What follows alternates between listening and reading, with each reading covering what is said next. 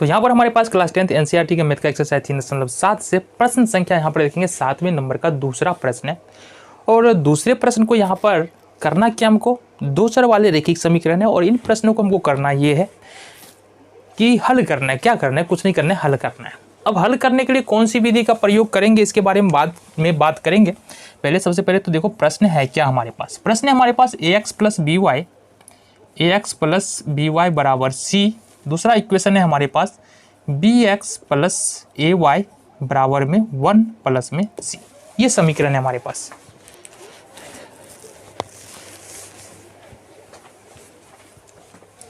तो ये हो गया हमारे पास इक्वेशन नंबर 1 और ये हो गया इक्वेशन नंबर 2।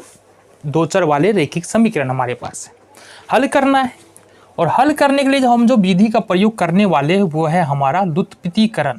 क्या है, लुप्तीकरण या लुत्पत्तीकरण, कुछ भी बोल लो। लुप्तीकरण एलिमिनेशन मेथड इंग्लिश में बोलते हैं, ठीक है।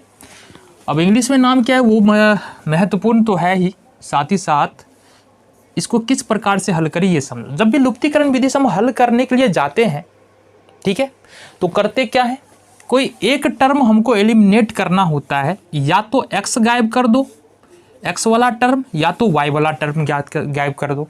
और गायब करने के लिए जरूरी ये होता है ना कि x का गुणांक बराबर हो। यहाँ पर देखेंगे x का गुणांक a है, x का गुणांक b है, y का गुणांक b है, y का गुणांक a है। ना ही x का गुणांक बराबर है, ना ही y का गुणांक बराबर है। तो करना क्या हमको, सबसे पहले गुणांक बराबर कर लेना है, या तो x का या तो y का। हम क्या करेंगे, x का गुणांक बराबर करते हैं। गुणांक बराबर करने का क्या रूल्स है, जो पहले समीकरण में x का गुणांक है a, दूसरे समीकरण में गुना करना है। जो दूसरे समीकरण में x का गुणांक है b, पहले समीकरण में गुना कर लेना है। कर लिया गुना हमने, बोलो हाँ।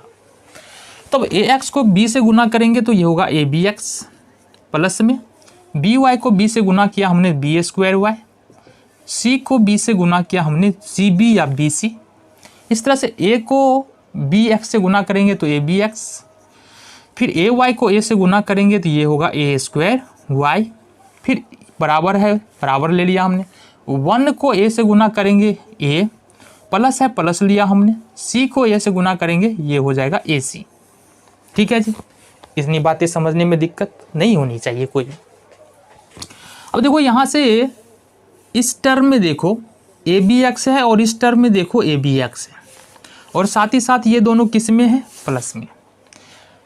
जब हमने गुणांक बराबर कर लिया किसी एक पद का और वो दोनों प्लस में है, वो पद में दोनों ही पद क्या है, प्लस में है। ऊपर वाला भी प्लस में, नीचे वाला भी प्लस में। इस स्थिति में क्या करते हैं, इक्वेशन फर्स्ट माइनस सेकेंड क्या करते हैं, घटाने पर। अब घटाने पर बोले तो क्या करना है, वो नीचे का चिन्ह बदल देना है। अब समझो नीचे का चिन्ह बदलने का मतलब क्या है, जो पहले abx प्लस में था माइनस में हो गया, a स्क्वायर y जो प्लस में था माइनस में हो गया, a जो प्लस में था वो माइनस में हो गया, ac जो प्लस में था वो भी माइनस में हो गया। तो देखो abx प्लस में abx माइनस में बचा कितना, 0।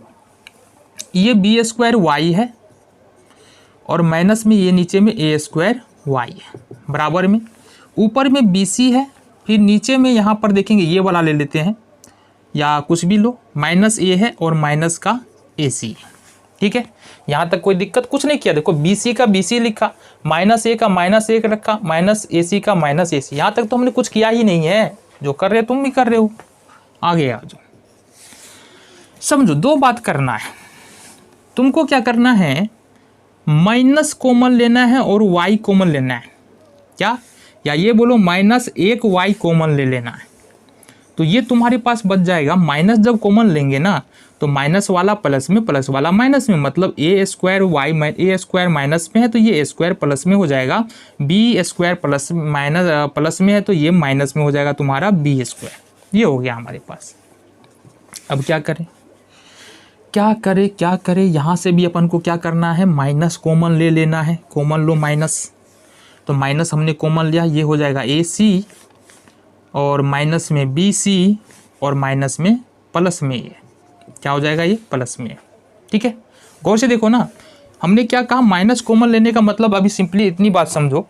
अगर माइनस कॉमन लेते हैं, जो प्लस में रहता है वो माइनस हो जाता है, जो माइनस में रहता है वो प्लस में हो जाता है। bc क्या था, प्लस में, माइनस में हो गया। a क्या था, माइनस में प्लस में हो गया, ए सी क्या था माइनस में प्लस में हो गया। बस इतनी बात याद है, हमको ध्यान रखना है। अगर हम y बराबर यहाँ से लिखे तो ये होगा माइनस का ए सी माइनस बी सी और प्लस में ए, बट्टे में देखो ये क्या आ जाएगा माइनस, ये वाला माइनस तो इधर ही आ जाएगा, ये बच गया हमारे पास ए स्क्वायर माइनस का बी स्क्वायर, माइनस से माइनस कैंसिल आउट हो जाएगा, खत्म। अब एक स्टेप और कर लो, यहाँ पर y बराबर क्या कर सकते हैं अपन, यहाँ से अपन क्या कर सकते हैं, यहाँ से c कॉमन ले सकते हैं, इस दोनों में से c कॉमन आ सकता है, तो बच जाएगा a माइनस बी और प्लस में a और बट्टे में हो जाएगा तुम्हारा ए स्क्वायर माइनस का बी स्क्वायर। किसका मान निकाला यहाँ पर तुमने, y का मान निकाला है तुमने। यहाँ तक तो कोई समस्या ही नहीं है, थोड़ा सा लोचा आगे होने वाला है, आ जाओ। किसके मान निकालने में, x का मान निकालने में, देख लेते हैं। लोचा नहीं, बस समझते चलो थोड़ा ध्यान से। तो x का मान अपन रखेंगे समीकरण 1 में, लुप्तीकरण में यही तो करते हैं, एक या दोनों, y का मान निकल गया, y का मान हमको समीकरण 1 या दोनों में से किसी एक इक्वेशन में हमको रख देना है। तो समीकरण 1 क्या हमारे पास, समीकरण 1 है ax प्लस by बराबर में c, ये समीकरण नंबर है 1। अब ax का तो ax ही रहने वाला है, इसमें कोई बदलाव होगा नहीं, प्लस में b का b रहेगा और y के जगह पर ये पूरा वैल्यू आ जाएगा, या ये बोल लो तुम कि ये वाला जो पूरा वैल्यू है ये आ जाएगा। देखो ये मान और ये मान अंतर नहीं है बहुत ज़्यादा, चूँकि तुम्हारी एनसीईआरटी बुक में ये वाला वैल्यू है, लेकिन अगर यहाँ तक भी हम छोड़ देते तो ऐसा नहीं है कि गलत हो जाएगा, यहाँ तक भी तुम्हारे नंबर कटने वाले नहीं है, सही ही रहेगा, ठीक है। तो ये वाला मान क्या करते हैं, y का हम यहाँ पर पुट कर देते हैं, चूंकि ये वाला मान अगर रखेंगे ना तो फिर से हमको कैलकुलेट करके इस वाले पे आना ही पड़ेगा, तो यही वाला मान हम रख देते हैं।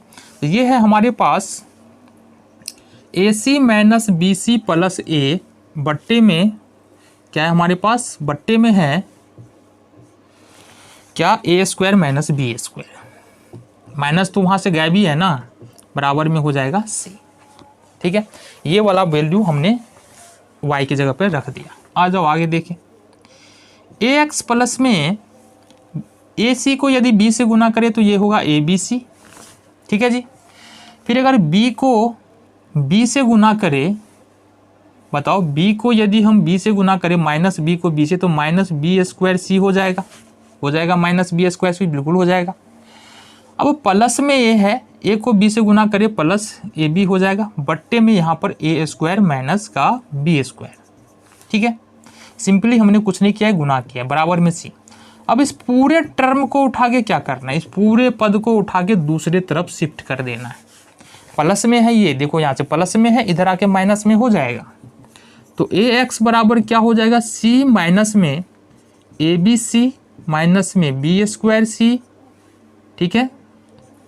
और ये हो जाएगा तुम्हारा बी स्क्वायर सी और प्लस में ए बी, ठीक है। ये हो गया तुम्हारे पास, और बट्टे में यहाँ से हो जाएगा ए स्क्वायर माइनस का बी स्क्वायर।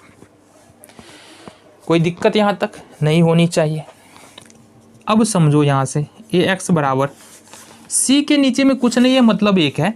अब अगर यहाँ पर भिन्न का घटाव करे तो एक और A square minus B square का एलसीएम होगा A square minus B square. देखो एक के साथ यदि किसी भी संख्या का महत्तम लेते हैं ना, सपोज यहाँ पर समझो अगर एक के साथ 2 का महत्तम लो तो 2 होगा, एक के साथ 5 का महत्तम लो तो 5 होगा, ए के साथ 1 का महत्तम लो ए होगा, A square minus B square के साथ यदि 1 का महत्तम लो तो A square minus B square होगा, ठीक है। यहाँ पर बात को समझो। तो एक और A square minus B square का महत्तम होगा A square minus B square. Simply भिन्न का घटाव कर रहे हैं हम, एक से भाग देंगे A square minus B square में, तो A square minus B square, और A square minus B square को अपन सी से गुना कर देंगे, तो A square minus B square into C, minus है। इसको अपन खोल देते हैं, क्या खोल देते हैं, माइनस के साथ क्या लिखेंगे, अच्छा रहने दो, एक स्टेप और देख लेते हैं, A B C minus B square C और प्लस में ए बी, ये आ गया तुम्हारा। तो यहाँ से हो जाएगा ए एक्स बराबर, अब गुना कर लो, एक ए स्क्वायर सी को सी से गुना करेंगे तो ये होगा A square C, minus B square को सी से गुना करेंगे तो होगा माइनस बी स्क्वायर सी। अंदर में प्लस है, बाहर में माइनस है, तो माइनस हो जाएगा हमारा, plus minus minus A B C, minus minus plus हो जाएगा बी स्क्वायर सी, और माइनस प्लस माइनस हो जाएगा हमारा ए बी। बट्टे में क्या है हमारा ए स्क्वायर माइनस का बी स्क्वायर। देखो गौर से, बी स्क्वायर सी से बी स्क्वायर सी क्या हो जाएगा, कैंसिल हो जाएगा। बचा क्या हमारे पास, बच रहा है ए एक्स बराबर, या हम ये भी लिख सकते हैं ना एक्स बराबर। अब एक्स बराबर यदि लिखे तो ये वाला एक गुना में है तो इधर आके भाग में हो जाएगा, मतलब यहाँ पर आ जाएगा गुना के रूप में, ठीक है। तो क्या बच रहा है हमारे पास, ए स्क्वायर सी माइनस का ए बी सी माइनस का ए बी, और बट्टे में ये वाला ए आ जाएगा यहाँ पर ए, और ये हो जाएगा तुम्हारे पास ए स्क्वायर माइनस का बी स्क्वायर। आगे सॉल्व करो इसको फर्दर। तो अगर यहाँ से ए कॉमन ले ले, देखो यहाँ भी ए है, यहाँ भी ए है, यहाँ भी ए है, मतलब ए अपन कॉमन ले सकते हैं। ये हो जाएगा हमारे पास ए सी माइनस का ए तो कॉमन आ गया बी सी और माइनस का ए, और बट्टे में ए स्क्वायर माइनस बी स्क्वायर, और साथ ही साथ ए भी तो है यहाँ पर, ए से ए हो जाएगा कैंसिल। अब फाइनली करना क्या, एक्स बराबर क्या लिख सकते हैं अपन, यहाँ से तुमको सी कॉमन ले लेना है। क्या कॉमन लेना है, सी।